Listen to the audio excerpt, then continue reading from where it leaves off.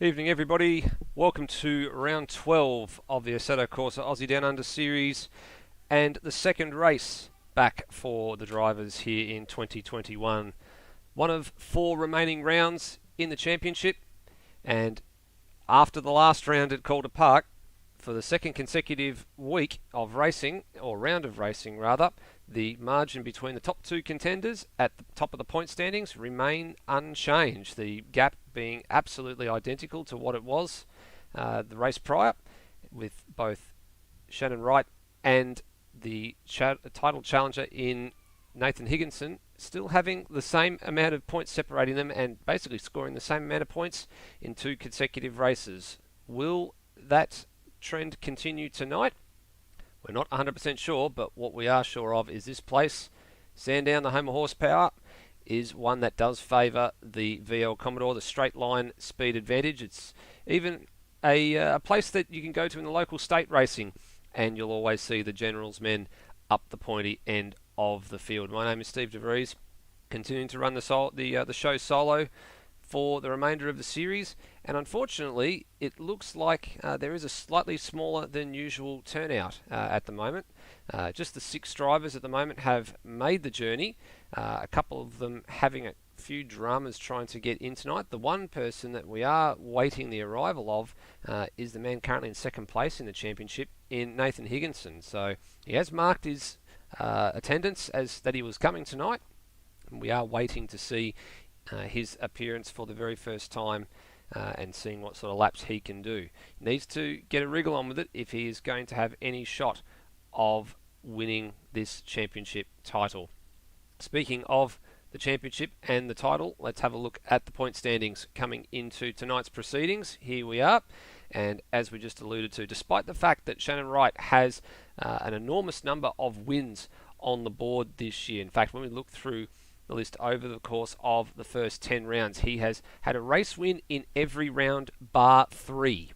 So he has at least one across most of those rounds. And in fact, in 3 occasions, he has won both the races in a given night, the only exception being Bathurst, which was, of course, a single race worth 90 points. But for the last 2 weeks at Bahrain before Christmas, himself and Nathan Higginson, they split the points, basically scored the same amount each, so 88 points each.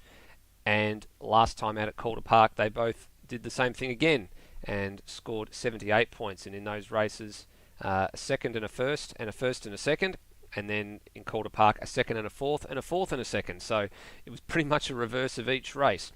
So that means the margin coming into tonight, as you see it there, for the 3rd consecutive week, is 119 points. So still within striking distance for Higginson aboard the 00 VL Commodore. Dane Liccardo moved up the order after the last round, having a pretty decent finish with 2 third-place finishes. He was involved in a little altercation in the second race and did receive a post-race penalty for that one, so I think there might be a little bit of points I'm yet to knock off on that list. I'll have to go and double check what the final points deduction was. But he did jump ahead of Jamie Nankervis. Now with Jamie here tonight, and it looks like he's having a few troubles getting in, and Dane unfortunately absent, it does mean that 3rd and 4th place on the standings may yet swing back the other way. Another man to benefit from a few absentees last week was John Wright. He moved up to 5th place overall, ahead of Terry, and Brett Willis also moved up in the point standings just a little bit. Didn't quite get enough points to pass Terry, but he did make a little bit of ground. Dylan Call, Termo, and Brian Walsh snuck his way into the top 10 at the expense of who the last man was that was there in Brian Munn. And Brian had a little bit of a shocker in the Calder Park round, and a few occasions we saw him off the road, and I think in one case we saw him not finish the first race. He was stranded down at the runoff road at turn 1. So the good haul of points from Walshy with a pair of 6th place finishes means that he ended up just inside the top 10 by about 13 points, and he's going to look to stay there. He's been setting some pretty handy times in the practice sessions so far aboard his True Blue Bro Walsh Racing XD Falcon. Get that mouthful into you. Of course, we mentioned that there was only 4 rounds left in the season, and those are the rounds that remain. So Sandown tonight, then off to Queensland for Lakeside, then back to Victoria for Winton, which I'm led to believe may actually be the shorter club layout. I'll probably get some confirmation from John Wright during the week that is the older layout, not the more modern layout as we come to know it. And then the torture test, that is the Newcastle Street Circuit, to finish up at the beginning of February. As always, each round with the exception of the Bathurst round, is a pair of races for each night, a single 20-minute qualifying session, a pair of races with the first race being determined by how the qualifying grid is set, and the second race being determined by the reverse of the finishing order from race 1. So the second race throws up a little more chaos sometimes, but with a small amount of cars, it shouldn't be too bad. 18 laps, the duration tonight. Taking a look at the lap counts and the lap times that drivers have been doing at this stage, the benchmark times seem to be in the high 1-minute teens, in the low 1-minute 20s. So you can do your math on that. For 18 or so laps, we're roughly about somewhere between 22 and 25 minutes for the race distance.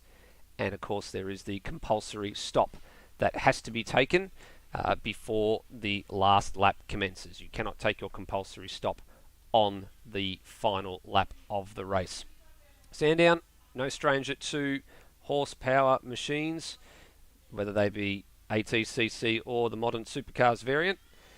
It has been a mainstay on the calendar. It's gone through a couple of iteration changes in its layout.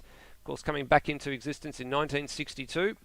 The chicane in the first sector did not exist, and neither did a couple of the other corners in the second half of the circuit. So back then it was 3.1 kilometres long exactly, and despite all the alterations that have happened in 1984 through to now, it has only increased by a mere 4 metres in length. Hard to imagine that for a circuit that pretty much has resembled the same shape for its whole entire life, with just a few minor alterations, that it is almost the same distance as it was when it was first brought onto the scene in 1962. Of course, the only other real change that this circuit had going for it was back in the 80s with the endurance layout, or the international layout as they called it, which meant as you came over the rise and headed towards turn 6, you actually had to get on the anchors and do a 180 degree left-hand U-turn and take on the infield section of the circuit, which increased it from 13 corners to 17 corners. That layout has long been gone, and the last time we saw that, actually before they finally cut it off for good, was in 2001, officially by the record books. But now we are always left with the layout that pretty much is just hanging around, I guess we can call it. It's hanging around waiting its execution, with the Casey and Cardinia precinct slowly being coming to fruition. The days of Sandown unfortunately appear to be numbered, but for the moment it still presents racing, and it still presents good racing if you can get it, and still very, very popular with a lot of the locals here in the southeastern suburbs of Melbourne. We're not too far away from qualifying getting underway here. Just the countdown timer has got about 5 or 6 seconds left on the clock, and then we'll be good to go. Looks like we're up to 7 drivers at the moment, still awaiting an appearance of Nathan Higginson. So if he is out there, Higo, you need to get your skates on here, son, and get yourself in here for your qualifying, because here come the cars. They are on the move. There's our lovely Mustang Vodafone safety car, and behind him John Wright, and a couple of drivers still sitting in the pits. There's the Brian Walsh machine, Glenn Miles behind him, and out on the circuit is the Brian Munn VL Commodore and the trio of Volvos that are out there, the Flying Bricks. You can see them in behind. Shannon Wright, Terry Marwood, Jamie Nankervis, all trying to get a little bit of a slipstream here from the VL, which should really motor away up this straight here and slowly pulling the margin, but not at the rate that you would usually expect to be seeing. A couple of comments. Oh, I was about to say, just before we go to the comments in the live chat, Brian Munn all out of control at turn 6. You can see it from this angle here there, that this is the older layout of Sandown. Of course, no new shiny tarmac runoff at turn 6. Very few tracks in the sim racing world yet to model that officially. So the grass is very dangerous and very slippery. Oh, there's a bit of I think there's a bit of jockeying for position there between the Volvos. Who was that went for a spin? That was Shannon Wright. Okay.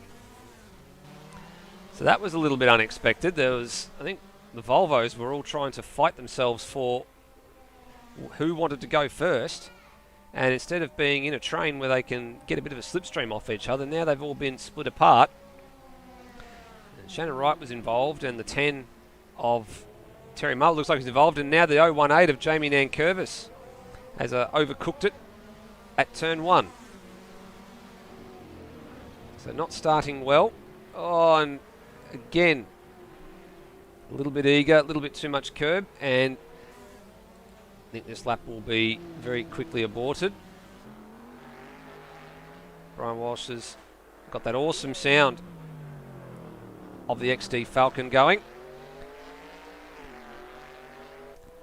One of the cars that would have seen the older layout we referred to, the 1962 to 1984 layout, where you didn't have the chicane at turns 2 and 3. Of course, being the Group C car, it was before the era of most of the rest of the cars in this group.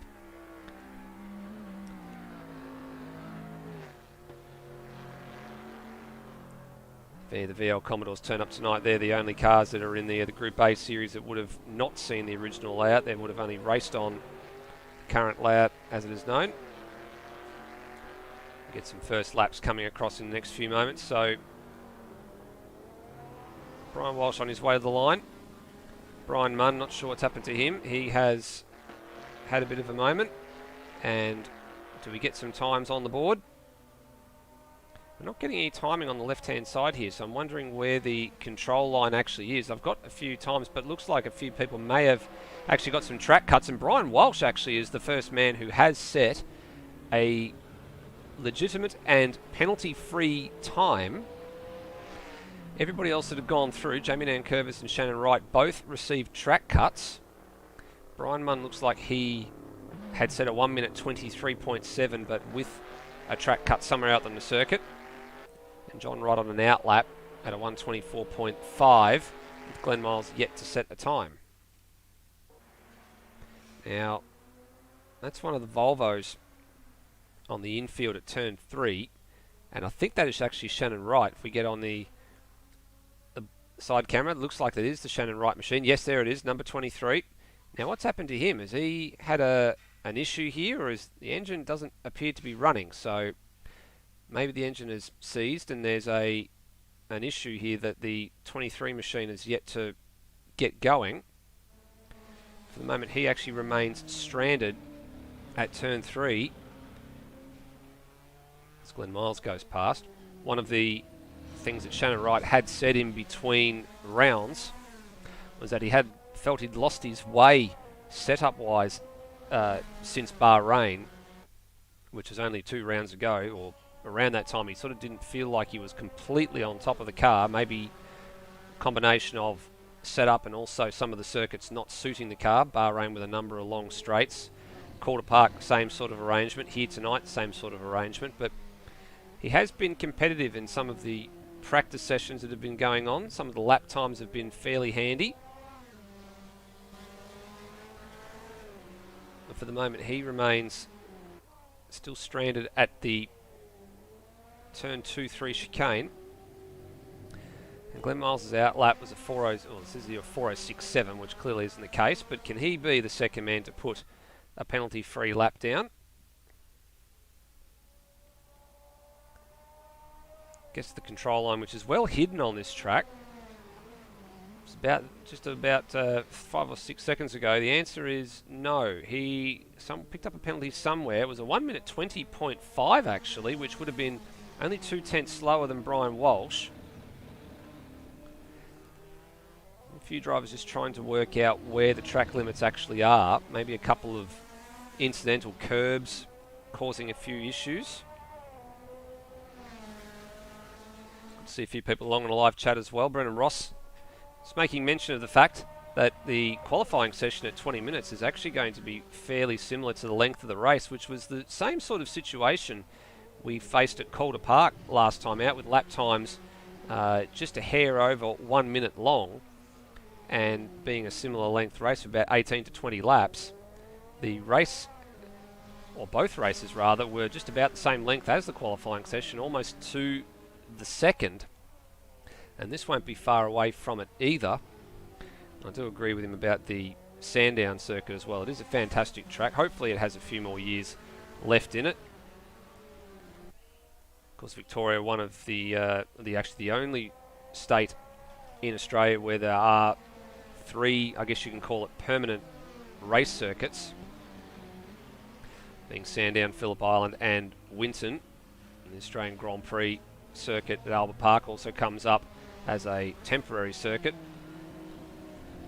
So, because you can say Victoria is blessed, but I'd imagine as soon as the Casey precinct is up that there'll be moves afoot to try and turn Sandown into something a little bit different to what it already is, with houses already springing up on the northern side, or the main straight side of the area. And already there's noise curfews and engine start procedures that can't happen at that circuit until I think about 9 a.m.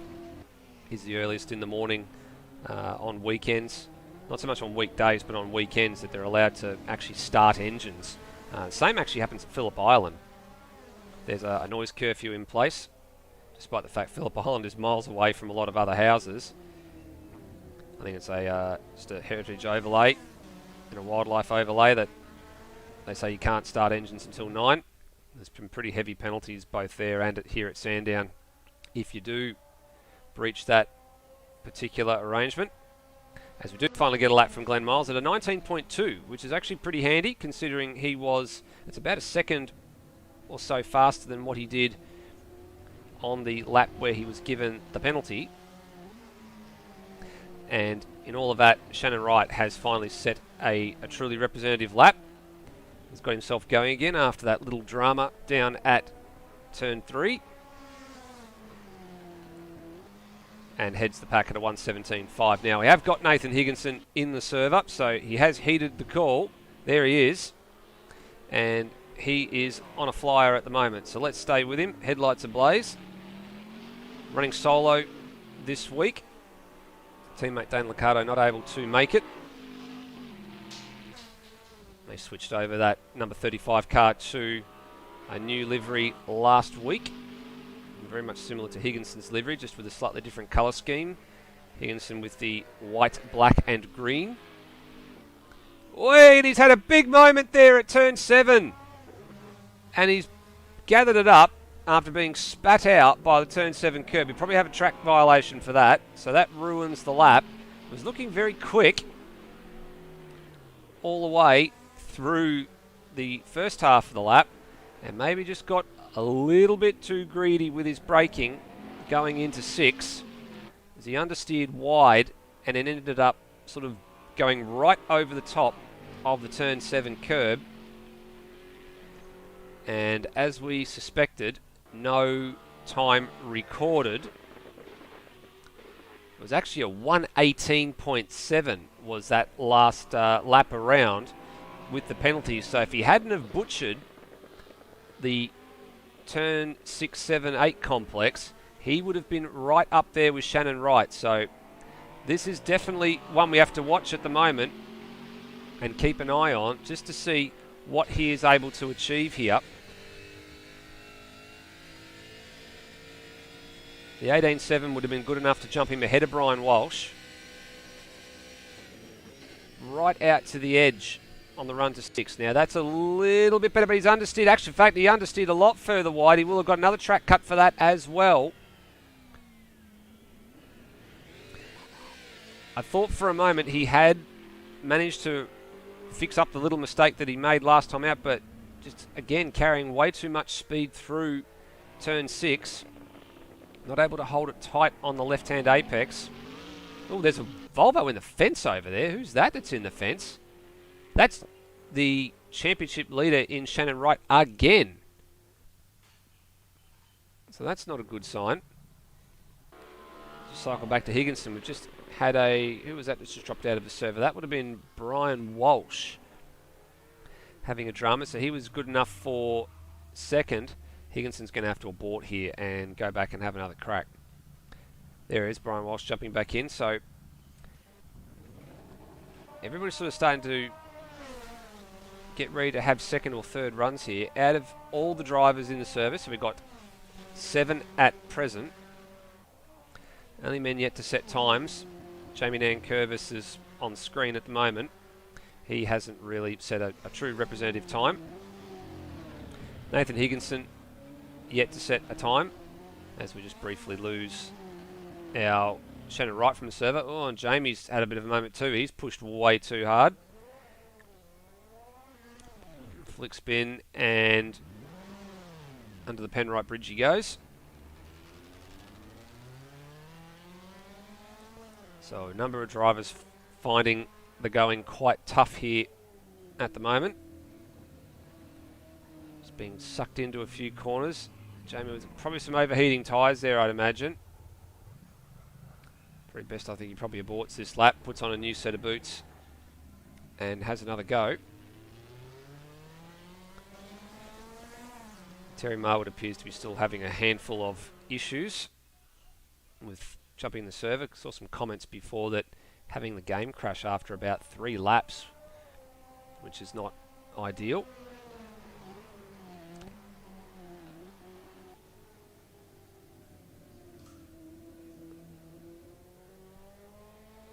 So, small field and a number of dramas, not just for the championship leaders, but for everybody down the field as Jamie gets it all out of shape at the chicane and aborts that lap again. Higginson has finally put some sort of a time on the board, although he's now caught behind Brian Munn. His time was good enough for third place at 1 minute 21.8. That had jumped out of the server and came back in. So he's going to have to put another time down.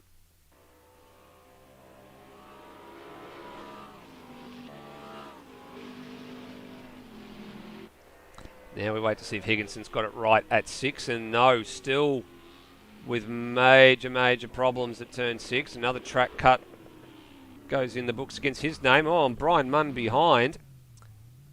Off the circuit, where's he gone? There he is. And Higginson as well. So both Commodore drivers having all sorts of problems. He's got a time on the board at the moment, Higginson, of a 58.477. Definitely not what the car is capable of. And 5.5 minutes to post a better lap time.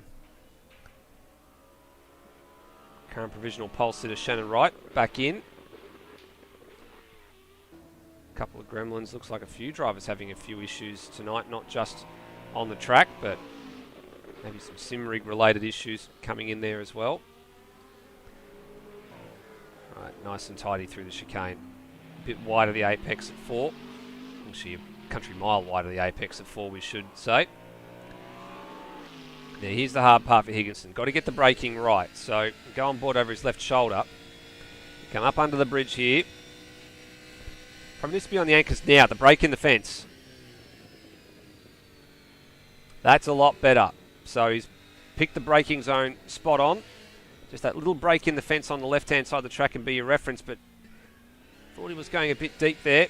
And now he's just lit the tyres up a bit too quickly. A little bit of sideways movement, but this is a much better lap. He ride the curb on the inside at 11 and 12, a little bit at 12. Uses all the available apron at the exit at 12, and now through the inconsequential corner at 13. And this should be an improvement on the time, judging by what we've seen. And it is. It's a 16.7. Fantastic lap.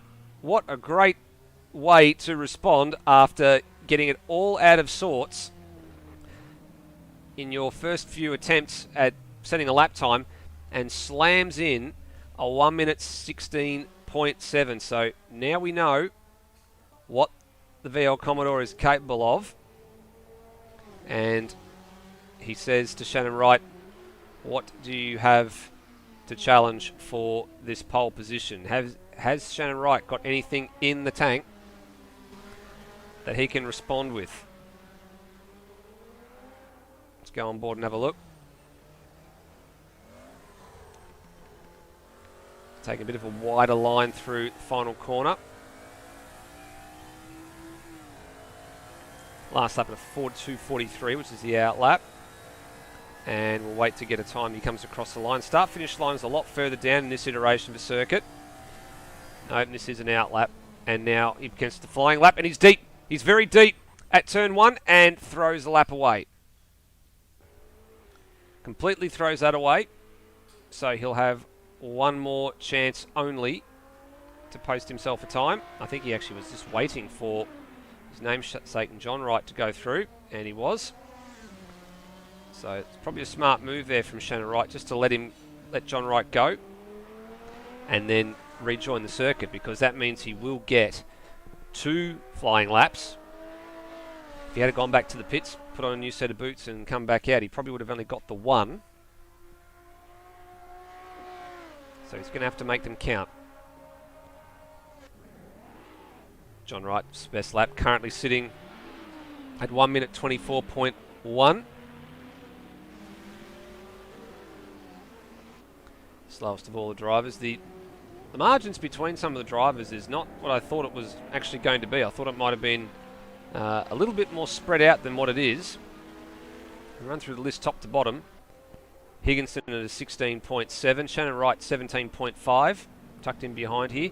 Brian Walsh is 18.9 in the XD Falcon, the Group C XD Falcon. It's a very handy and respectable time at the moment. Then you've got Glenn Miles on a 19.2. Brian Munn's 121.885. I think with Jamie Nankervis having just dropped out, I believe he was on a 1 minute 20 something. Or point something rather. John Wright at 124.3 is slowest of all the lot. Shannon Wright throwing that car around like a rag doll through turn 1. Managed to avoid collecting John Wright and Brian Munn, who are still skating across the curves there. So we get 2 more bites at this cherry. Where is Nathan Higginson? He is on the circuit, and he is on his way to the last chicane. So this will be the start of his last lap, which is good to have in the books. And good to have an extra lap up your sleeve, just in case you get usurped late in the qualifying session. That's the wall, Higo. You don't want to get too close to that. And he lowers the mark again. He lowers it to a 15.949. So he's, despite not much practice, he's gelling very, very quickly. And the 00 VL Commodore is looking extremely strong at the moment. We go back to Shannon Wright, who's just about to start or finish a lap and start his final attempt at pole position. And no improvement on that lap.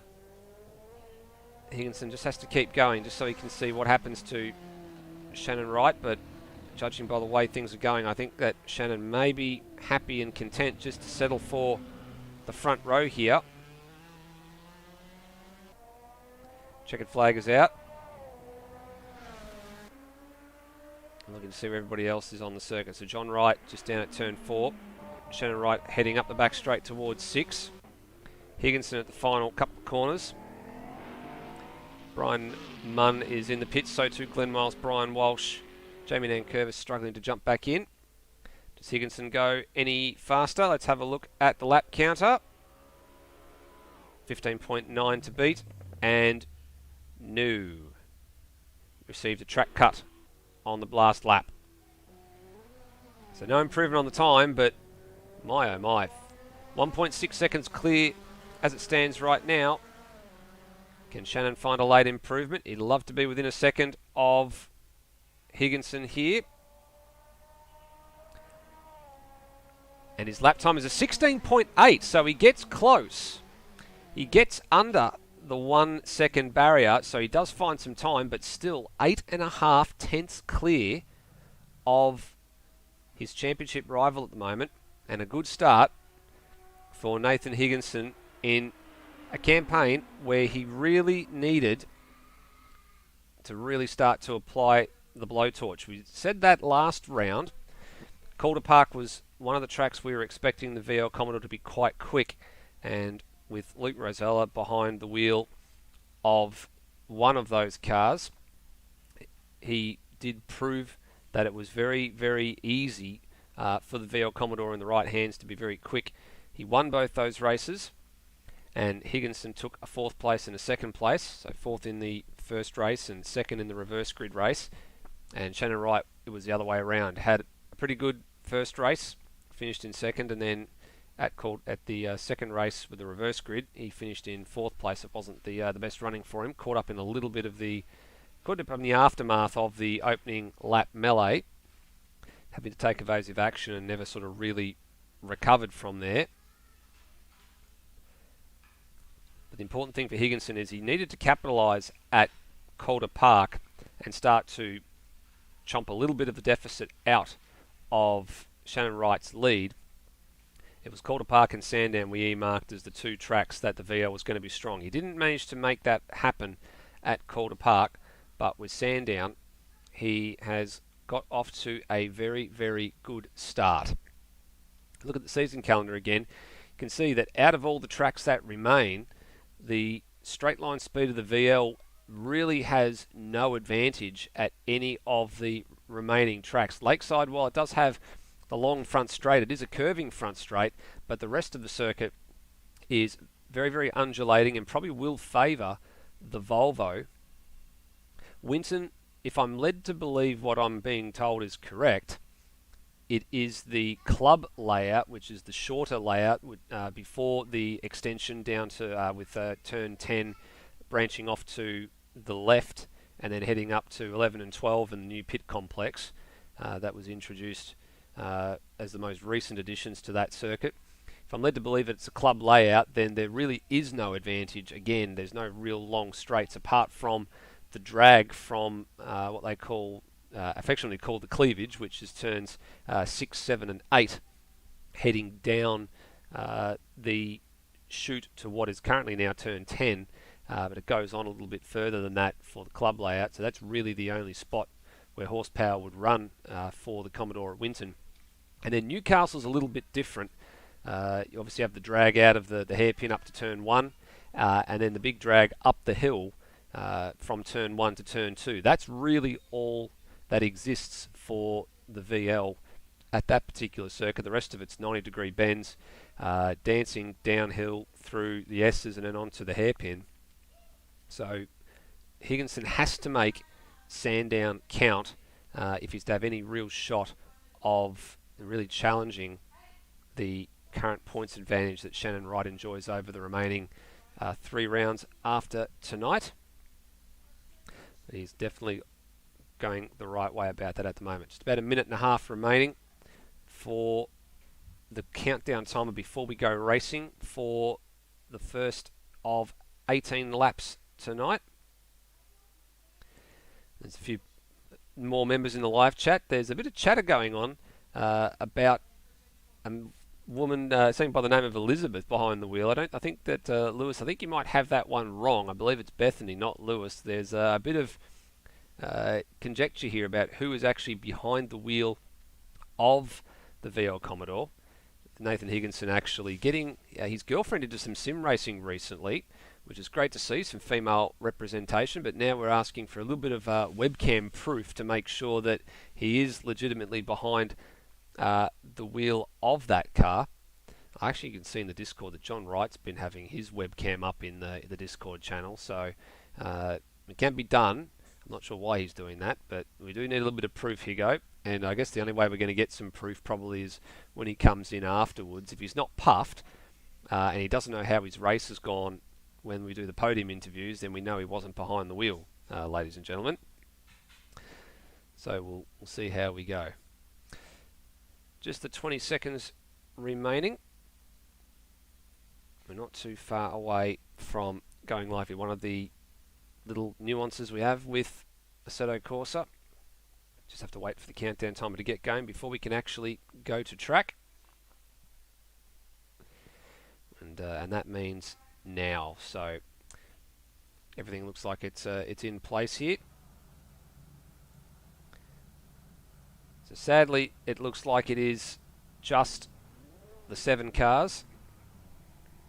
We count them off on this list. Looks like Terry Marwood hasn't unfortunately been able to get his issue sorted in time. Sad to see the numbers have been declining a little bit over the course of the season. We started actually out with 8 drivers all the way back at Adelaide.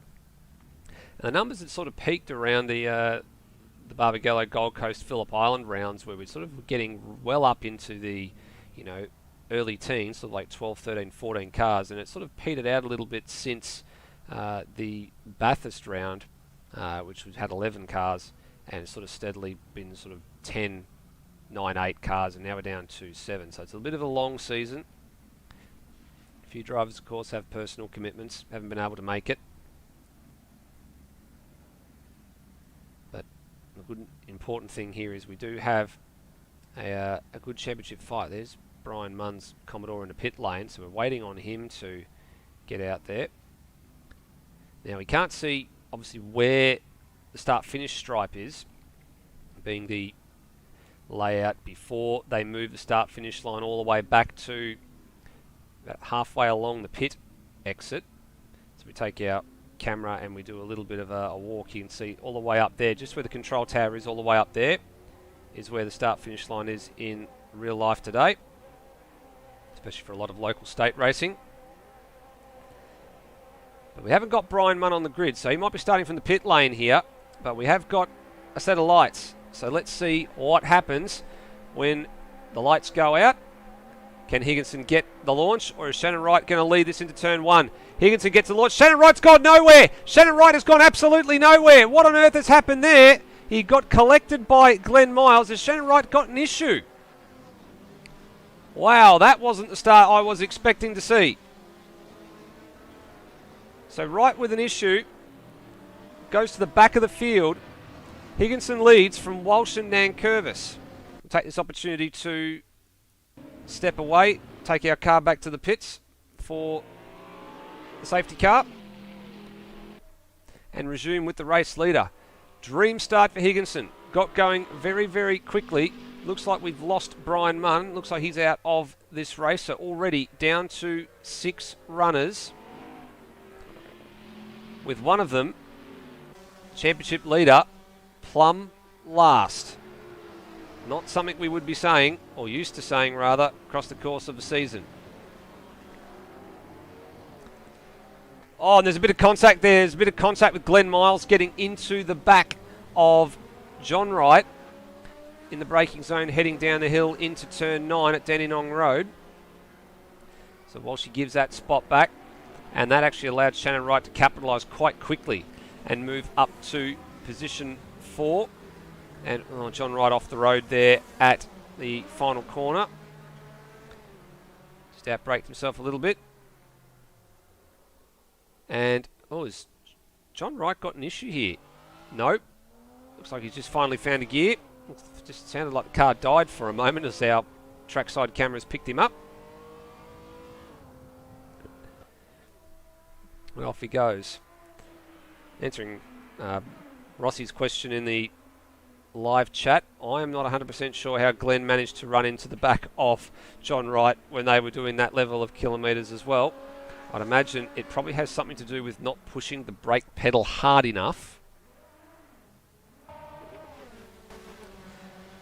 What is being pushed hard enough here is Jamie Nankervis being pushed very hard by his teammate Shannon Wright, and Shannon Wright goes through. Shannon Wright goes through and up into 3rd place. Amazingly, despite the fact Higginson had a really good start, Brian Walsh was the quickest man over the standing lap from the grid on lap 1. He was actually about almost a full second quicker on a standing start lap. So I'd imagine Higginson had a bit of a moment somewhere on that lap. And now we start to settle into the groove. Higginson's 16.6 compared to Brian Walsh's 20.095. It's probably the statement that Higginson wanted to make there, just to settle it down and get himself back in that groove. Let's go back to the XD Falcon of Brian Walsh. Walsh has had a pretty solid campaign for the times that we've seen him out there so far. His best result in a round is actually the last time out at Calder Park, with a pair of 6th place finishes, 60 points total for the night.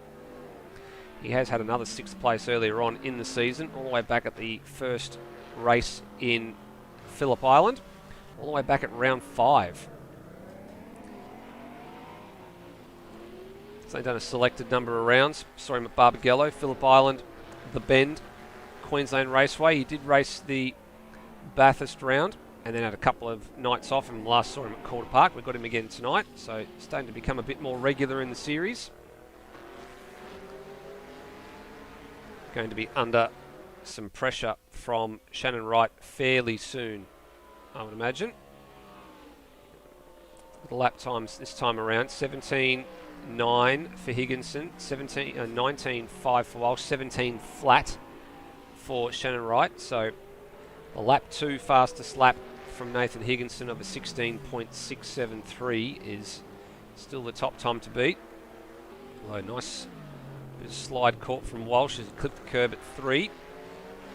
This is only going to be a matter of time, I'd imagine, for Shannon Wright before he picks up 2nd place from Bro Walsh, as the men in the chat call him. And that's the view over Shannon Wright's right shoulder. And Walsh, he's gone a bit deep there, and this should be easy pickings for Wright if he's close enough to have a stab, and he does. And, oh, does he pull it up? No, does not manage to pull it up, but Walsh behind him actually made the same blue.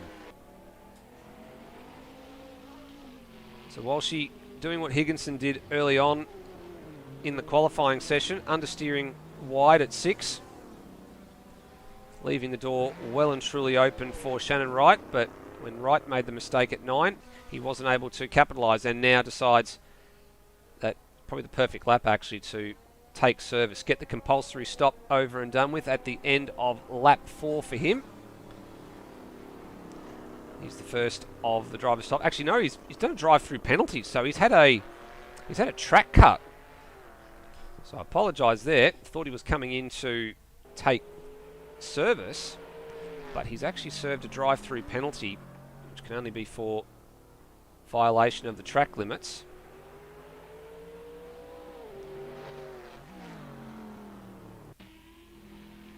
Back to our race leader. Much tidier through turn 5, 6, 7 complex.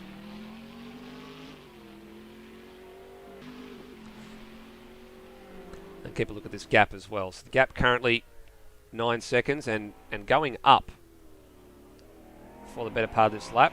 Ebbs and flows, of course, as they are on different parts of the track, where one car's going through the turn, the other car is on the straight.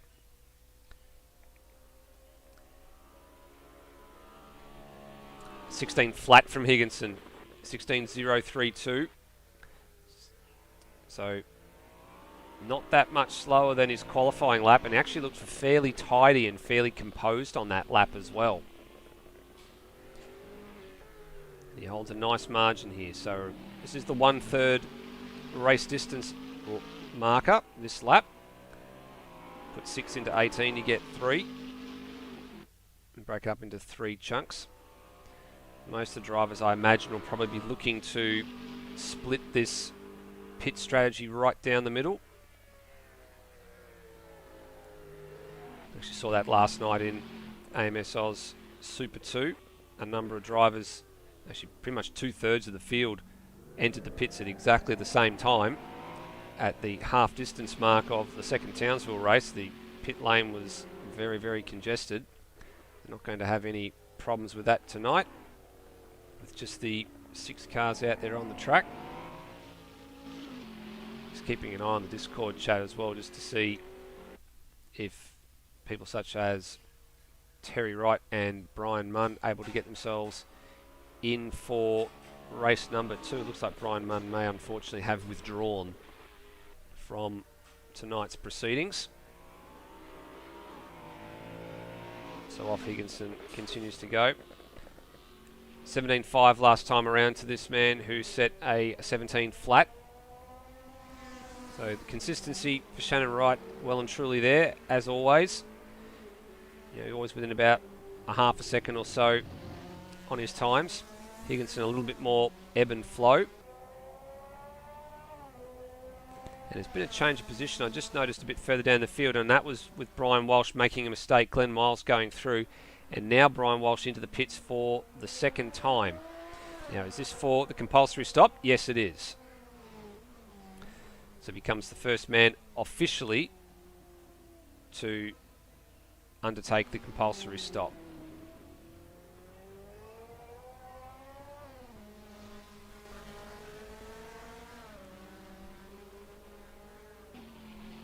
Keep referring to this man on the screen as one of the benchmark drivers on his consistency, but also across the season just so dialed into a number of the circuits that really suited this car.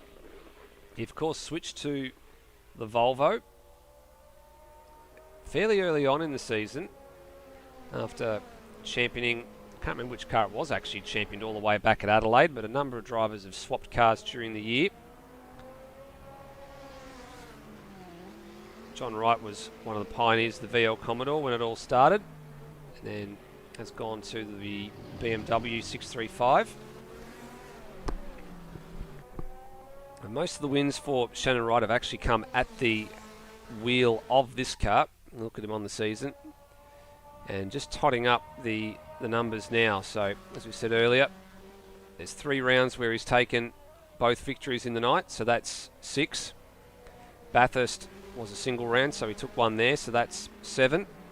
And then the other rounds you add up, the 1 win at Bahrain, the 1 win at the Bend, and the 1 win at Adelaide. So he's got 10 race wins from the 21 races contested so far. And then to go along with those 10 race wins, he's got a further 6 second places. So 16 races, 16 podium results. And he did miss a full round. He missed the Phillip Island round.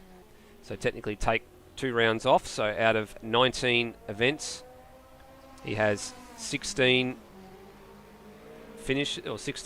podium finishes, a non-start, a 4th place, and another one that looks like I might be missing just off the radar there. I think it might be short 1 win. So 11 wins, 6 second places, a non-start, and a 4th place. Incredible consistency from the man who has led the championship for most of the year. The only time that he did not lead the championship,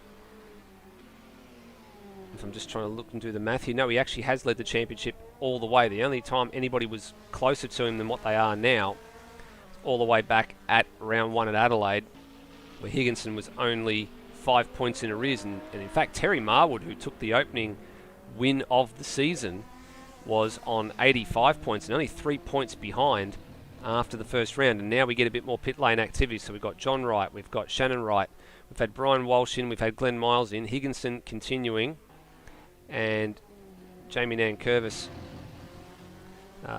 looks like he has also been in as well. So it's just the race leader that we are waiting on for service.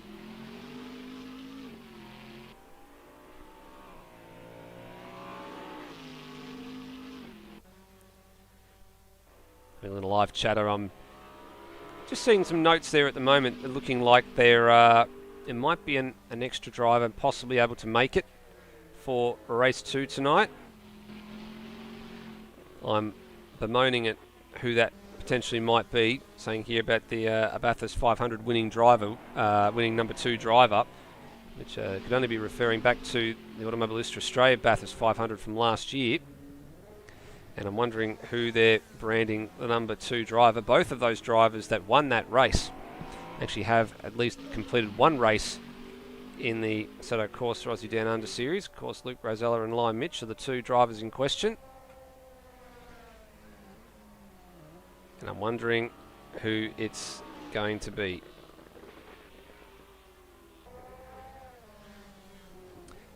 Now, Higginson coming up on a bit of lap traffic here.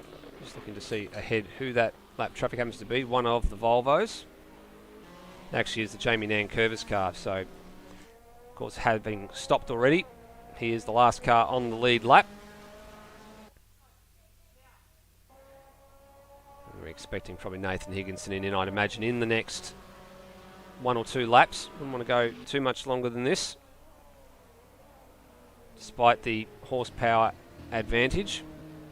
Well, that'll be a track cut there for Jamie Nankervis. A bit too aggressive at 6, and has done the trick that most of the drivers have done tonight, with just going off the end of 6 and pretty much shortcutting the back of the chicane at turn 7, which in real life is now comprised of tarmac. And Higginson continues on. I've actually had the luxury of being able to go out to Sandown and have a really good look at that revised profile at turn 7 or 6 and 7, with the fence having been pushed back and the tarmac at runoff at the backside now. And having driven up to that part of the circuit, surprisingly, it is very difficult, much more difficult now approaching that corner than you would have had in previous years gone by. There was clear delineation, as you can see, when the cars get to that point of circuit. If we'll take a look from the Higginson perspective, as you go up and over this rise, and you're able to spot where turn 6 is. In this occasion here, you can see there's clear delineation of where the track limit is with the yellow line, but also the grass makes it extremely easy to spot the track and what direction it goes. With the reprofiling of that corner and the runoff behind it, the tarmac runoff is the same colour as the circuit surface itself, and only the yellow line's there, and it actually takes a few seconds extra as Higginson comes in for his compulsory stop. It actually takes a few seconds extra for the driver to really adjust their eyes to where the track actually goes and how to pick up on that.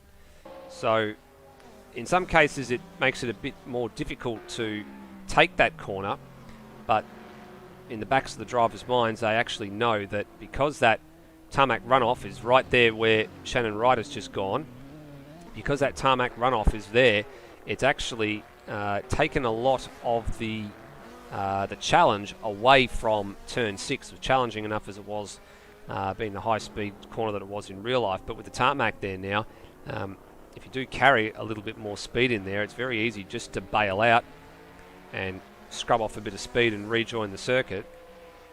Although we have seen a few major incidents in real life there with the tarmac runoff as well. But just interesting just to see it for myself and then get the drivers' opinions from a couple of local state series races, just as how different they've seen it, you know, from what it used to be versus what it is now. Now I did notice there was another car sitting in the pit lane as Higginson is back on the move again. We might actually see if we can scroll up and pick up that car, and there it is. So it looks like we may have been joined by Luke Rosella here, I think, for a blast around Bathurst. That car, of course, not able to take part in this race because it hasn't made the cut-off to start. There's now been a change of position for positions 5 and 6. With Glenn Miles off the road. And John Wright now takes over his 5th place position.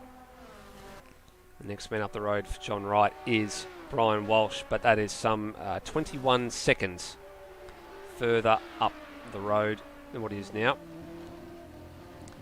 And now Nankervis has gone ahead of Shannon Wright. So what's happening here? Wright's in the fence. Wright's in the fence now. Is he stuck there? What's happening here? Let's have a look. Is the engine going? No! Engine's gone. Shannon Wright is out. Shannon Wright is out of this one. That is a huge development in this championship.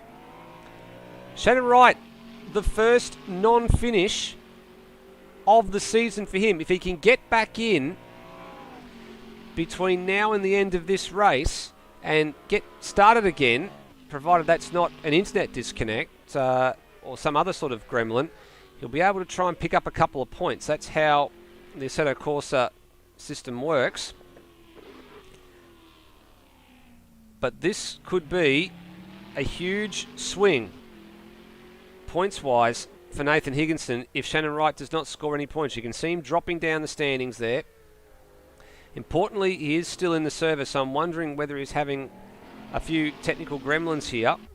So that means that Higginson has a comfortable 1 minute advantage over Jamie Nankervis. Now, it's conceivable that he may actually catch Nankervis before the end of this race.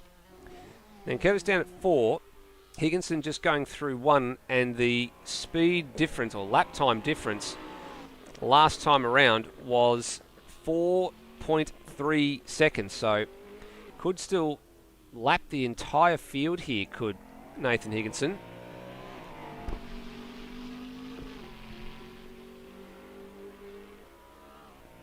Looks like Brian Munn might be back in as well, and Shannon Wright has made it back to the pits. So this is very, very important for him to get out there and try and do a few more laps and at least get some points. So looks like it might have been some sort of gremlin. Is the car going to fire? Is the car going to move? Yes. Wow. So that mitigates a potential disaster in points. Could have been a big fat 0 versus 40 points. And you can see here behind Who was actually behind Shannon Wright? I'm just looking to see who that was coming around the final corner, down the straight. Would have been one of the cars with another lap ahead. So Shannon Wright, 6th place overall, 2 laps down. John Wright, last man, 1 lap down. So the best that Shannon Wright's going to be able to achieve here is a 6th place finish. Do the math on this one. 6th place finish nets you 25 points for this race, because it's the first race. The reverse grid actually nets you a little bit more.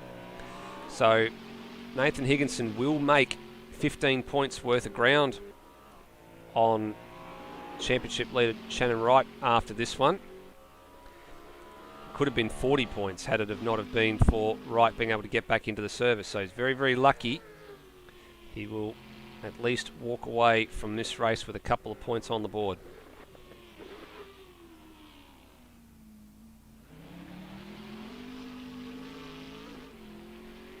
PB lap from John Wright, not that time around, the time before it, just flashed up on our screen before he went round to set a 1 minute 30, so his best lap time now comes down to a 1 minute 21.8, which is much quicker than he went in qualifying.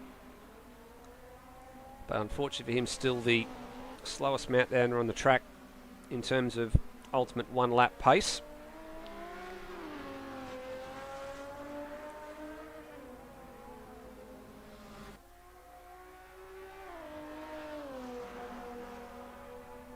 Now, where is Higginson relative to Nankervis? So Nankervis is out of turn 4.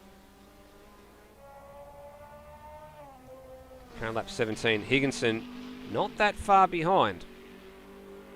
Got the onboard shot. There he is. There's the dot in the distance. So I think he may be too far back to really threaten here unless Jamie makes a big mistake. Oh, speaking of mistake, oh, we just cut away from it from the onboard at the wrong time there. Grabbed a fistful of opposite lock, saved it going down towards turn 9. You can hear the Volvo ahead of him. This will be final lap for Nathan Higginson. Pretty clean race overall from him. Very little mistakes. He's learned his lesson from qualifying and has managed this race perfectly. Got the jump that he needed to make at the race start. Oh, a little bit out of control there at the exit of turn 1. Got the jump that he wanted. Has controlled the race and led every lap. He's got the fastest lap. And for the second round in a row, Shannon Wright has had a very poor getaway from the front of the grid. Now, he's going to go close to lapping the field here, but I somehow think he's going to come up just a little bit short of lapping the field, Higginson. He's going to be short by about a half a lap, I think. A couple of the oddball laps will have cost him. What we have missed in all of this as well is he has lowered the fastest lap benchmark to a 1 minute 15.661. He may get he may lap the whole field here, and he's going to. So the mistake from Nankervis means Higginson does lap the entire field and completes a dominant Grand Slam for this one. Pole for the race, led every lap, fastest lap, and the race win. And big feather in his cap for this one. And most importantly for him, second win of the campaign for him, and promptly bins it into the fence. So Lewis Wedding's prophecy in the live chat came true. It was a lap the field or bust mentality, and there was evens on him putting it in the fence, but thankfully he put it in the fence after the race was over. Now, despite being lapped, Jamie Nankervis does come home for second place. And have a look at this. What a good news story this is. Brian Walsh, not only his best result of the season, but third place in the XD Falcon. What a fantastic drive from Brian Walsh. Admittedly, a little bit of help from a few drivers that had a few incidents and got themselves caught up with the carnage, and a few other gremlins as well, mainly from Shannon Wright and the others that were around Walshy. But hats off to him. He's got himself a third place finish. Glenn Miles. Have a look at this for Glenn Miles. That is actually his best finish of the season as well. Fourth place. So happy for Glenn Miles for that one. The number 69 machine. John Wright, fifth place for him as we find him on our standings. That's an equal best finish for him. He's had that on a few occasions already. A couple of fifth place finishes to boot. So that makes 4 for him. And Shannon Wright manages to salvage sixth place after all that was said and done, and the only other driver that they'll class as a DNF, but they've made it back to the pits. I'm not sure if they made it back in time or not, though, is Brian Munn. I think that's probably still going to go down in the book as a DNF, and I'm being told that it is going in the books probably as a DNF. And the one man who was in the server very briefly but then couldn't get going again was Terry Marwood. So he didn't see the start of the race, therefore did not see the finish either. There's still burnouts going on here. Higginson very, very happy with that performance. And wow, after all that has been said and done, a big 15 points advantage taken out of the Shannon Wright championship lead heading into that. So that now comes down from 119 to 104 points. So could have been a lot worse than that. As I said, if Shannon Wright had not have finished that race and been able to get back into the championship, into that particular race rather, he would have conceded 40 points and the margin would have been down to 79. Just doing our math here. So very, very important that he got back in and at least got some points on the board. It keeps him, continues to keep Higginson at arm's reach with all of that being said and done. What we're going to do is we're going to take a short break while they get everything up and running for the next race, and we'll be back in a couple of minutes' time for the reverse grid. Don't go anywhere.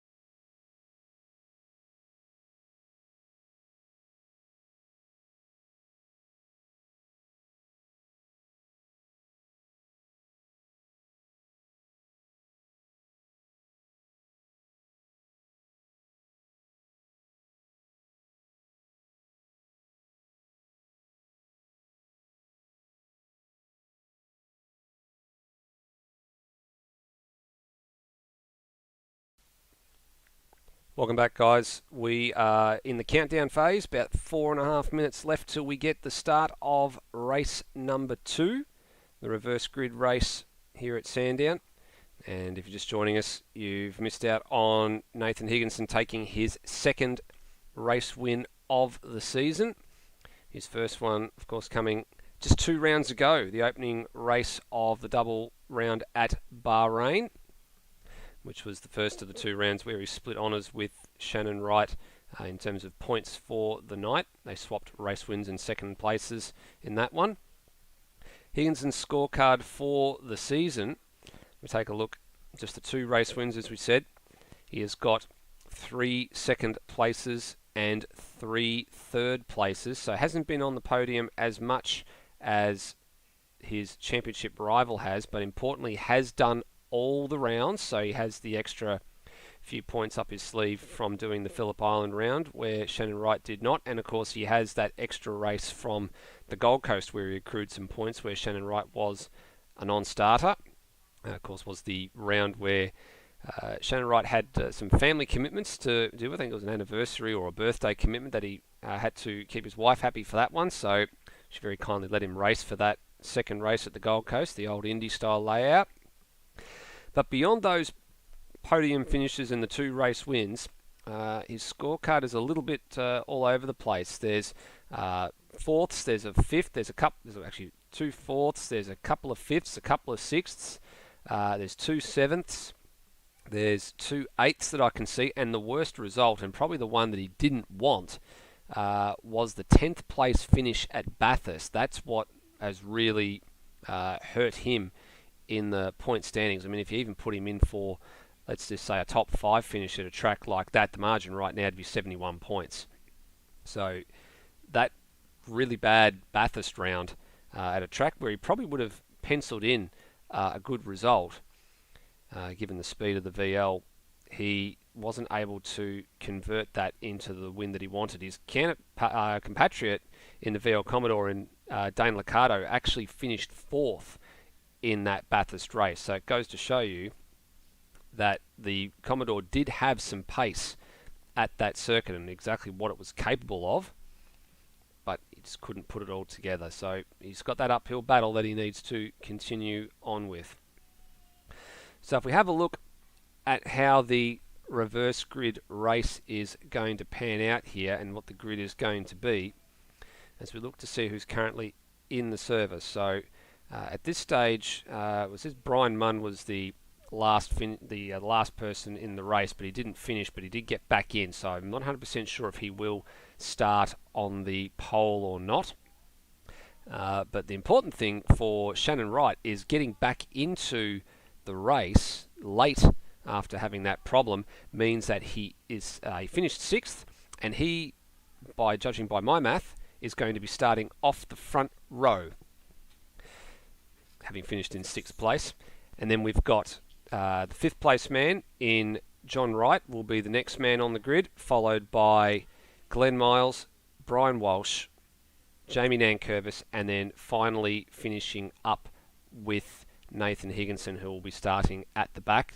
I'm not sure if Luke Rosella is in the race. Looks like he was in there as a spectator just at the very back end. If he is in, I believe he's going to have to start alongside Nathan Higginson. We'll just have to wait to see how all that pans out. Now, apologies in advance if you can hear any little child in the background. Having to do a little bit of temporary babysitting here in the commentary box with a nearly 9-week-old child just in my left arm. And we'll do our best to keep bringing you the reverse grid action, which is not too far away from getting underway. In fact, we're about ready to start gridding up for this reverse grid race.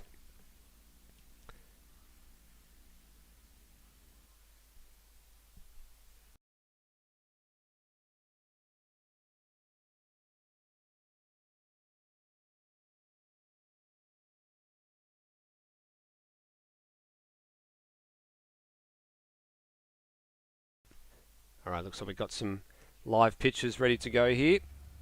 And we go to the track. There we go. Now there's a few little abnormalities I've just noticed here. So Brian Munn will actually start rear. There he is. You can see the VL Commodore there. That's Brian Munn right there. There's Luke Rosella. Now, where's he in all of this? He's a mile back. So I'm wondering if there's just a little bit of unusual things happening with the game and where it's placing people. Of course, you look at Luke Rosella, he did not start that last race. Brian Munn didn't finish, so he is where he is right now confirms that he is a DNF from that race, having not completed enough laps.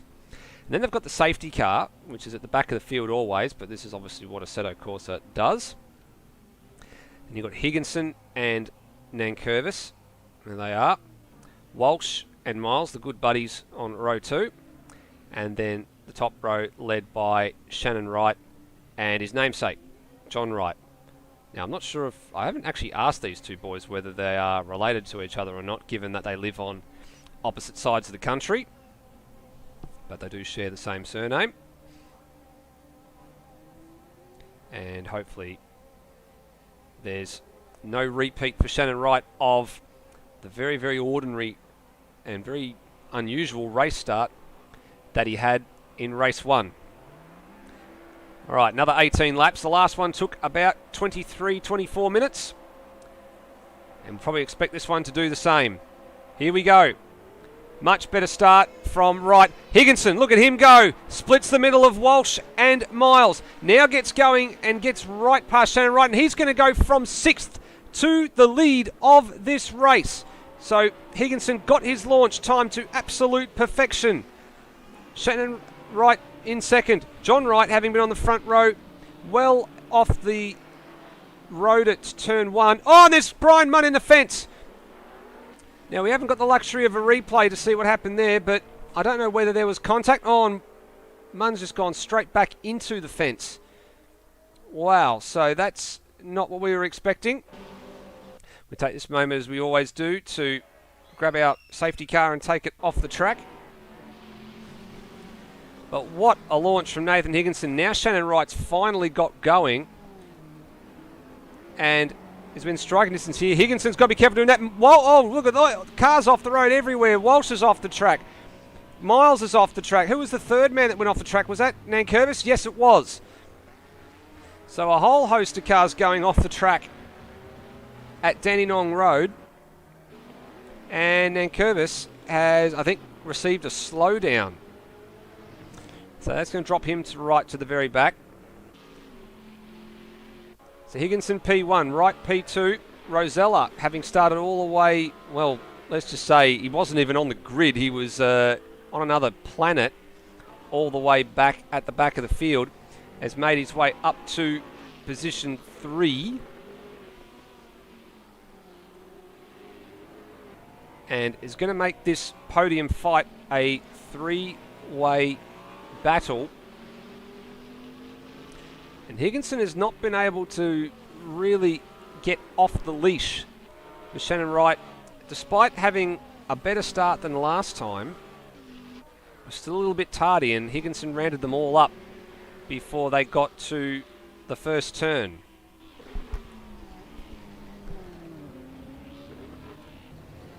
Standing lap times, Higginson had the quickest standing lap time at a 24.5. Now, was there a slowdown for Luke Rosella back there? Did he have a moment? Yes, he did. So he has been awarded track cut. Don't tell me he's going to get rounded up by Brian Walsh here. I think this is going to be rather embarrassing if he does. And he is. Okay. So Walsh goes through. Miles goes through. What's happened to Rosella? Has he got some sort of a drama here? Nope, car's still going. So likewise, he was awarded a slowdown. And gets going again. Nankervis has got another slowdown too. So a few drivers just pushing the envelope a little bit too hard in this opening couple of laps. Being awarded slowdowns. And that's changed back to order. And Rosella, ooh, what's happened to Rosella? Has he had a disconnect or something? He's just gone straight back to the pits and out. So, second retirement. Now John Wright in the pits. He's coasting in. So, not sure if he's got some sort of a problem here. Is he going to make it to his box? Yes, he does. So he makes it to the pit box. So that's a bit of a bizarre start to this one. Munn in the fence. Rosella with issues and slow down. Now Shannon Wright's had a problem somewhere as well. We've not been able to see what happened there. But he's dropped all the way behind Walsh, Miles and Nankervis. So the hits just keep coming for Shannon Wright this round. Definitely not going according to the script that he would like it to be going to. As Higginson sets the timing screens ablaze with a 16.06, the current race fastest lap. Still 0.4 of a second shy of what he managed to do in the opening race, and he did that lap time only a couple of laps from the end as well, and that was of course after having come in to take service, and he was the last man to come in and take his compulsory stop. Jamie Nankervis doesn't fight Shannon Wright on the approach to turn 1, but Wright's been given a slowdown here, and Jamie's now this is interesting here. So this is, now that's team tactics if I'd ever seen that. So Jamie knows that Shannon's is in this fight for the championship and he needs every point he can get to keep Higginson at arm's reach. Now Wright, we see the slowdown there. He was miles off a track. I didn't think that Jamie was in a spot where he would have got a slowdown, but came to a dead stop behind Shannon Wright. So playing along at home, guys, that's probably the real first sign of team orders I think we've seen from one of the very few teams that is in this series. And that's Jamie knowing that Shannon needs absolutely all the help he can get right now. The closest battle on the track besides these two out here, which really isn't battling, is the Miles and Walsh battle. And you see there, Miles with a 20.7, Walsh with a Miles with a 20.7 and Walsh with a 26.0. So there was a change of position on that lap. Clinton Miles, much better lap. Brian Walsh off the road somewhere, I'd imagine. The XD Falcon definitely has a little bit more pace in hand than the Volvo. Probably more from a driver's point of view than anything else. Let's go on board with Brian Walsh. Let's have a listen to this awesome XD Falcon.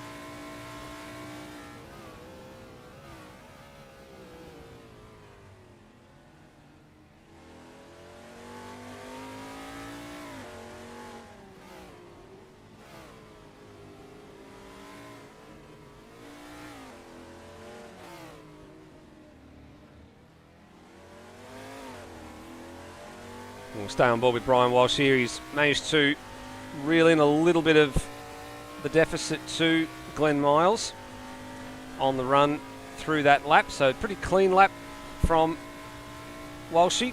Good sound on board the XD. And he's now applying the blowtorch to the back of Miles, and they're both off. And they're both off at 6. And Walsh has gone into the fence. Oh, that's an unsafe rejoin as well. And that being captured on the broadcast surely is going to be looked at after this race is over. So that allows Miles off the hook. Walsh is going to hang on to third, but he's probably in the next lap going to cough up third place to Shannon Wright here. That was an awful mistake from Walsh. He's gone into the turn 6 fence a la Todd Hazelwood style. And now decides, I've got to come into the pits now. Is this for a drive-through or is this for a scheduled stop? Looks like it's for scheduled stop. So he pretty much gives Shannon Wright a free run there and just makes it easy for him. And the next man on the hit list for Shannon Wright is Glenn Miles. So Miles was wide at 6, and Walsh pretty much just followed him in sympathy. I didn't think there was anything that Walshy really did, wrong going into 6, but just probably took his eyes off the road and followed his good mate into the grass. And while he avoided the fence, did Miles, Walsh did not. Not quite 100% on the curb, as you can see there, the difference in the two cars and how they approach things. Glenn Miles just deciding he wants to take a little bit more room at some of these corners, have a bit more margin for error. Shannon Wright wants to be right on the edge. And this is the next change of position that we'll just stay with for the minute. And, well, Shannon Wright's going to get another easy one here. Glenn Miles decides he's going to take service. And in he comes. And he'll probably come out somewhere around Brian Walsh, I'd imagine. Just coming back to this topic of the XD Falcon, there's one of these cars about to make an appearance in local state racing circles down here in Victoria in improved production. Struggling to work out how to pronounce the surname of Craig, but he's done an awesome job getting the car up to spec, and the hands of Dean Lilly and the team at Ravage Raceworks. We're going to be looking forward to seeing that car in about a month's time, actually at this track at Sandown. Now, Miles has had a longer stop than Walsh. You can see there, he has come out behind the XD Falcon by some considerable margin. And Higginson is about to round up Brian Walsh for the first time at the half-distance lap. So that puts Walsh, the first car, one lap down.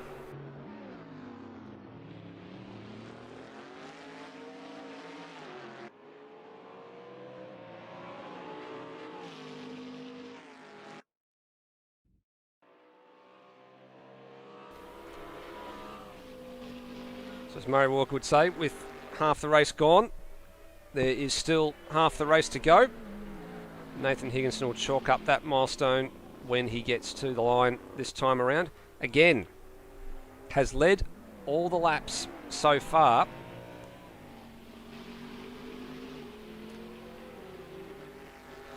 And has a nice comfortable margin over Shannon Wright. I think you'll probably just do the same thing again. Just wait for Shannon Wright to stop. And then as soon as he does, he'll have an opportunity to come in and get the stop done.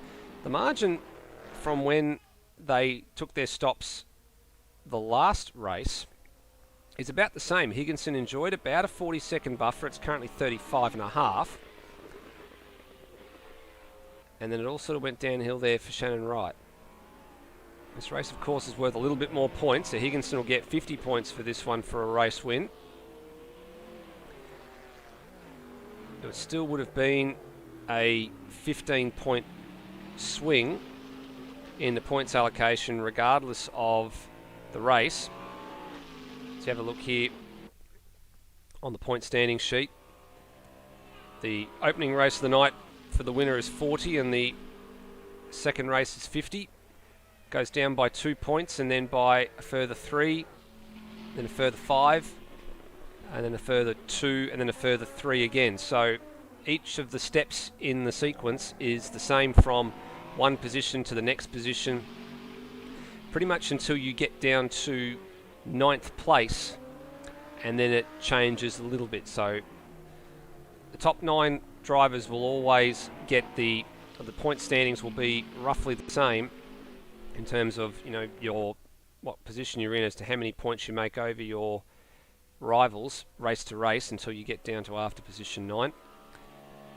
So Jamie Nankervis in, John Wright in, so that's scheduled stops for those two drivers. There goes Glenn Miles and Brian Walsh. Now, how's this happened again? So Walshy's been off the road somewhere again, and Glenn Miles has gone through. Look at the last lap time around. Walshy with a 27.7 to Miles' 21.4. So, again, somewhere on that lap, Brian Walsh has had a moment, been off the track, Judging by the way he's thrown the car around as well, I wouldn't be surprised if it's probably down at Dandenong Road here. Glenn leaves him some space on the inside at 4. And this is where the drag up the back straight, where the XD should have a little bit of an advantage.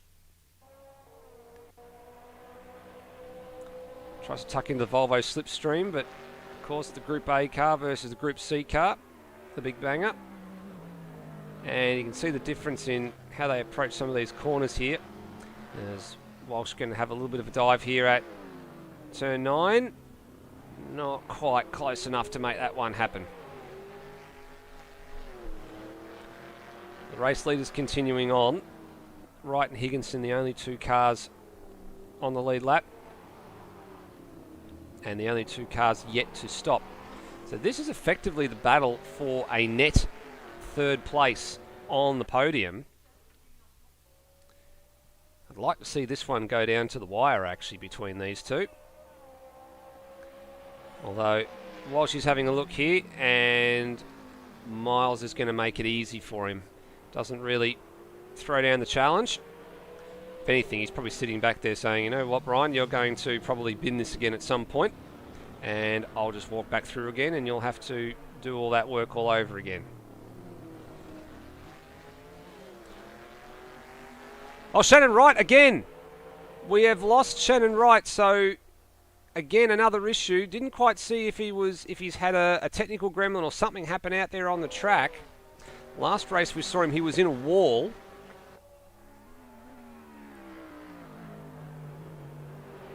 And he has made it back to the pits. So that's extremely important here. And Higginson's going to lap him. So Wright is now officially, Shannon Wright that is, officially 1 lap down to the race leader in this one as well. Now here comes Walsh and Miles. Now these guys have already completed a compulsory pit stop. Shannon Wright has not. And he's going to fall behind these guys as well. So there they go. Nankervis is going to go through as well. Now all these drivers have stopped again, so have stopped already. Now I'm yet to work out, I've not seen how this works before. I believe the way that the compulsory pit stop works is that you have to have taken your compulsory stop by driving into the pits and conducting the stop and then going back out. It's going to remain to be seen as to how this works. Now Shannon Wright, of course, is at the moment he is 1 lap down and in 5th place. He can't go any lower than this because John Wright is 3 laps down and there's some margin away from even being 2 laps down to Shannon Wright here. And I'm not surprised, Higginson's now in. So Higginson now knowing that he is not going to surrender the lead to anybody, comes in and will take his compulsory pit stop. With Jamie Nankervis in 4th, Shannon Wright in 5th, and Shannon Wright not being too far away behind Jamie. The important part here for Shannon is he can't just tootle up to the back of, Shannon just can't tootle up to the back of Jamie and ask him to move over here, because he has got to come in and take a compulsory stop himself. So we're going to be sort of on the, keeping an eye on this one here just to see how this pans out, because as far as I'm aware he will need to come in again. And importantly for Higginson, just to rub a little bit of salt into the wound here, for Shannon Wright has come out back ahead of him. Oh, I think Glenn Miles has had a slowdown here. Yeah, he has. He's had a slowdown at turn 1. Not only has he given up, now gone back to being a lap down behind Higginson, he's given up 3rd place to Jamie Nankervis. So that will be very hard for Glenn to get back, but the one bit that I'm going to be interested in for this is, can Brian Walsh hang on to a 2nd place as it stands right now? Currently on the lead lap too, which is important. Or by definition is currently on the lead lap.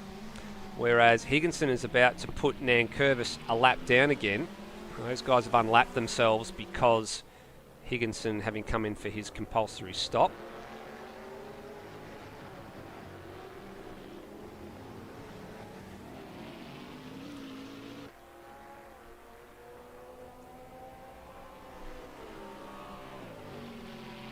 Shannon Wright currently ahead of Glenn Miles as well after that little incident down at the chicane.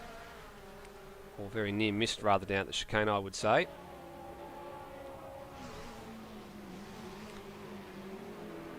Last lap times around. Oh, no, Jamie's off the road. Jamie's off the road. He's had probably a bit of a tank slapper at turn 1, I'd imagine. And he's had a slowdown too. So there he goes. And he now gives third place back to Glenn Miles. So there you go. So Jamie, although he's fourth on the road, is behind Shannon Wright, who's currently fifth. Now the timing has corrected itself to say that he is he's 2 laps down. So even if Shannon does not pit again, we'll have to pit again. We'll have to get clarification on this after it's all over and done with. He won't be able to get that 4th place back off of Jamie. In actual fact, we're going to have a look at... So Shannon is there at the Penrite Bridge, just going under that now behind Higginson. Where's John Wright? He's on the main straight and is some 3/4 of a, actually probably about 80% of a lap behind Shannon Wright. So we'll watch this one with interest because, probably I was about to say we won't watch this one with interest because off goes John Wright at turn 1. I was more worried about looking at it from the Shannon Wright perspective just to see how all that goes. Oh, Brian's off the road. Brian Walsh off the road at turn 1. Did the same thing John Wright did. Where's Glenn Miles? Coming around the final corner. He's going to get second place. Miles is going to get second place. Nan Curvis is going to go up to third, is he? No. Does the same thing or has another moment off at turn 1. Second consecutive lap running.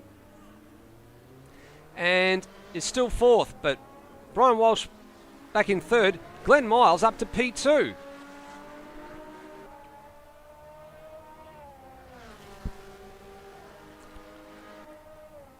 So as per the last race, Higginson backside of turn 7 has been given a slowdown for that one. And Shannon Wright will go through here on this one. There he goes. Oh, no, he doesn't. About to say. Higginson completes his slowdown. And now can get on with the business. So 2 more laps to go. Hasn't been able to replicate the fastest lap of the race that he did in race number 1. That fastest lap, of course, was a 1 minute 15.6. His current fastest lap this time around is a 1 minute 16.0. But he has got fresher tyres on and a lighter fuel load. And it was about this phase of the race last time where he did do that quickest lap, and judging by the car jumping sideways through turn 2-3 chicane, he is having a dip at trying to get into the 15s yet again.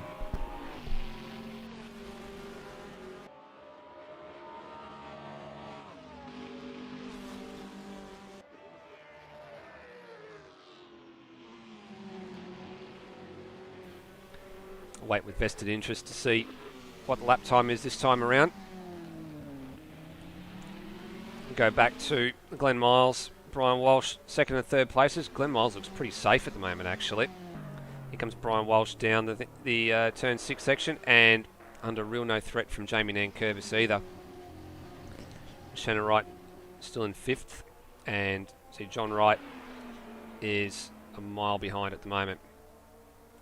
It's Nathan Higginson starting the last lap right now and go on board for a tour. So into turn 1, little bit oversteer, gets out on the curb, uses all the extra curb as much as he can. Rides a little bit of curb through turn 2 and 3, not as aggressive as it usually is in real life. Pick up the accelerator nice and gently out of 4. This is one of the 2 inconsequential corners on the track at turn 5. Actually, I believe there's really 3 of them because there's 13 corners. Up the hill, doesn't shift up to 6th gear, comes back to 3rd. Oh, a bit too much curb on the inside there at turn 6. Bounced the car up through 7, 8, now down to 9 at Dandenong Road. This little bit under the Penrite Bridge here is classed as turn 10. It's an inconsequential corner again, doesn't really exist. Through the last chicane, turn 11, turn 12, the left-hander, and finally turn 13, which is the left-hander that brings you back onto the main straight. Shannon Wright's gone through. He'll get one lap back. He'll still be a lap down. He'll have to do one more lap on the run. But Higginson, yet again, didn't have pole for this one, but led every lap, fastest lap, wins the race. So a Grand Slam in race 2 and a Grand Schlem in race 1. You cannot get any better than that in Assetto Corsa Aussie Down Under Series, and he will be thoroughly pleased with his night's work. We talked about good news stories. Here's another one. Glenn Miles, P2, completely unexpected, and what a fantastic result for the number 69. And heartbreak for Brian Walsh, because he doesn't make it a pair of podiums. Jamie Nankervis is going to get the last spot on the rostrum here in race number 2. And I'm about to say, it looks like he's mating with the rear of Glenn Miles' car there for a little bit. And Walshy finishes backwards. So Brian Walsh comes across the line backwards just for a bit of fun. And we need to have a little bit of a look at what happened to him. His last lap was a 1 minute 51, so he's had a massive moment somewhere out there on the track. Shannon Wright is currently official at position number 5, but we are going to have to get a verdict here on what happened to him, because he did have a moment where he dropped out of the servo and then he came back into the pits after the disconnect, and he didn't complete a compulsory stop, so I'm wondering whether or not he might be forced to drop a position there. We'll have to wait and see. John Wright's across the line for 6. Brian Munn, of course, was the first retirement from the race, and Luke Rosella, well, if you want to step out of the shadow of your co-driver, you don't do it by not finishing a race.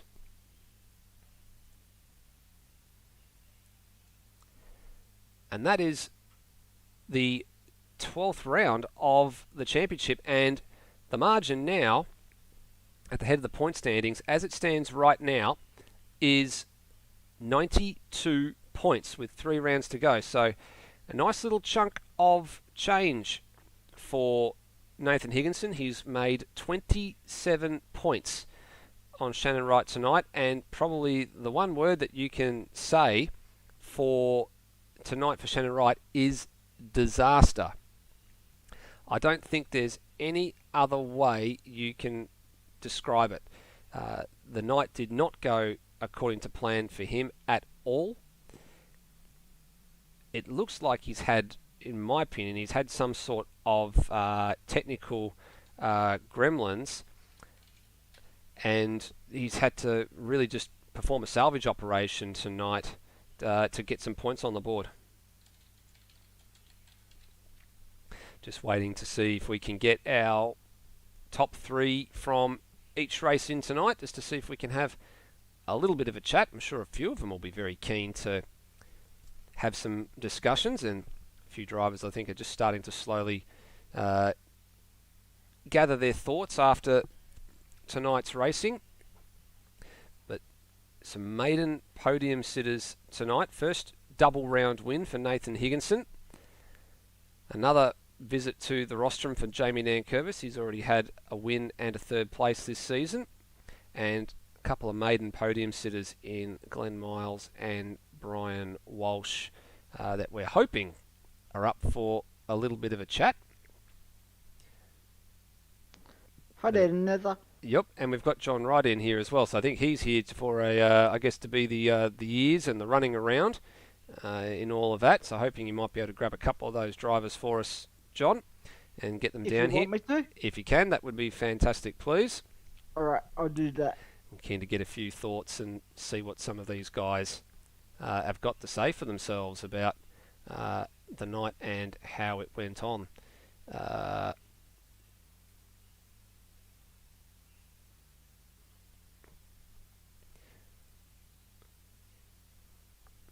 We have a bit of a look forward to the next round on the calendar. while we wait for the drivers to come along. Lakeside Park, we mentioned this a little while ago. That probably going to be a track that favours the Volvo and the cars that can change direction in a much more nimble fashion than the bigger Commodores. But if tonight is anything to go by, anything could possibly happen. Of course, that's going to be the Saturday of just before Australia Day. So guys, don't forget Australia Day on the 26th of January. If you're looking forward to having a long weekend, you might want to apply for some annual leave on the Monday in between the Sunday and the Tuesday. Have a nice 4-day weekend. Doesn't look like there's much sim racing going on the 26th, but I'm not 100% sure what else is out there just yet. Right, John's now started to handball a few of the drivers into the commentary box here for a little bit of a chat. And we might start, finally seeing as he's here, with the man who won both races tonight in Nathan Higginson. Nathan, this is, I guess, a bit of uncharted territory for you, something that's a little bit new. Pole, fastest lap in both races, led all the laps in both races, and won both races. So you can't get a night any better than that. Well done. And honestly, I don't think I'll get a night like that pretty much ever again. Look, I know there was issues tonight with the way the server was, the way the track was. It had those slowdowns that we saw back at Phillip Island, and I feel really sorry for the guys that were affected by those. But I guess it turned it into a bit of a race of attrition and just keeping your driving smooth, just to minimise the amount of times you got those slowdowns. Yeah, you're right. There was a number of the slowdowns we saw, and I think we also saw a few drivers in both races, at least one in each, had to come in and serve a drive-through penalty, which I'm assuming is a jump start situation more so than a track cut for a slowdown. But hats off to yourself, though. You didn't look like you had much practice during the week, and you took a bit of time to find your groove in qualifying, and eventually banged out a lap that was, well, 0.8 of a second quicker than anybody else, and sort of left us all scratching our heads as to sort of, where did that come from? Tell us, where did it come from? Honestly, I have no idea myself. I guess it was just Sandown's one of those tracks that I've always gone to just as practice, and I guess the way that I've gelled with the VL over the last couple of races, I didn't do too much to the setup. It was just, I guess, just finding my groove. Like, there was a couple of times in qualifying where I came off at turn 6. I guess each time I did that, I just reset myself, took a deep breath, and just tried to keep it as smooth as possible. Well, you did well there. We did see you a couple of times where you did get the slowdown across the back of turn 6 and turn 7, and you're right, you managed to keep your focus and keep going. At the end of the day, you're never headed, and as I said, probably one of the best rounds I think we've seen you put together, and despite all the challenges that happened to everybody else, thoroughly deserved, mate. Well done. Thank you. Now, Jamie Nankervis, who was second and third in the two races tonight, has just stepped aside. So we're going to turn the next one over to the man who finished in third place, debut podium for Brian Walsh. Brian, how did that feel out there, be on the podium after the race one? Oh yeah, like I said, it was a bit of fun. I like the track, and yeah, but getting used to a bit of the slowdowns, like everyone said, because we didn't have them in practice. But yeah, it was all right. I had pace over the other cars down the main straight, apart from the VLs. So that so obviously in long power circuits, it's going to be all right. But yeah, it was good fun, and then. Must have been a bit weird for you in race 2, calling me and Glenn fighting for second position. I thought, geez, he's going to have convulsions over that. Well, convulsions. Yeah. You haven't quite got the word right. It's conniptions, but we'll let you off. We'll let you off the hook with that one. Yeah, but normally it's 23rd or 24th, but it was second and third, and then I got not drive-through, as slowdowns in that, and then Jamie and Glenn got me. So yeah, but I enjoyed it. It's a bit of fun, you know. We go to quite tight, twisty Lakeside next, so that should be fun. So yeah, hopefully we can have a few more turn out. And we can fix up the problems and get Terry and Shannon back up where they belong. And yeah, but yeah, it's fun. So yeah, all in all, good night. So I have a bit of a break now. So Spot on, mate. Well done. And we turn to your the counterpart, I guess your good mate, we like to call him, in Glenn Miles, who second in the second race there. And well, I guess the two of you, Glenn, were having a good old battle every now and again. It seemed like you were the more consistent of the two tonight, with Brian had a few more off-track excursions, and you would just sort of find your way back through, and then Brian would have to pass you all over again. That was from my perspective. Was it much the same from yours? You were just sort of minding your own business and letting Brian go off the road by himself? Oh, yeah, no, we had a great battle. Brian and I always tend to have a good battle at the back, and I couldn't believe that we're actually battling at the same thing, but we're battling at the front. I could not believe it, and it was just unbelievable. And best race in my career, and wow, what can I say? Yeah, best result for you for the entire season. Actually, your best round overall as well. Yeah, it was just awesome. Yeah, just awesome. Pity we didn't get a few more people in. Would have been a lot more better, I think. More people, but unfortunately not. But for those that couldn't make it, yeah, unfortunately, what can you do? Yeah, I echo your sentiments as well. A bit of a light on field tonight, but the all ye few but faithful, I guess we can call it. But take nothing away from it. You actually were pretty competitive. I was surprised to see your lap times between the two of you were only separated by about a second, and that's despite being in vastly different machinery. The Volvo, of course, excels at some of the more twistier parts of the circuit, probably dancing down the hill towards Dandenong Road more so than the power side of things. But all in all, very, very clean, very, very respectful between the pair of you, and hats off to both of you for doing fairly well in that battle between the two of you. Of course, if we look at the round overall, Glenn gets the honours round overall between the two of you by a mere 3 points. So you've been pretty closely matched all night between the two of you. That's pretty awesome. Yeah, no, good battles at the back. Yeah, couldn't believe our battle at the back was the one at the front. It was unbelievable. It just blew my mind. Definitely was. Well done, guys. And sadly, it doesn't look like Jamie has been able to make it back for a bit of a chat about his exploits in both races. Of course, he was second and third. So what we'll do is we will leave it there for the night, I think. We'll look forward to Lakeside in a week's time. Thank you, everybody, for watching. As always, please drive safely. See you in a week for Lakeside. Bye for now.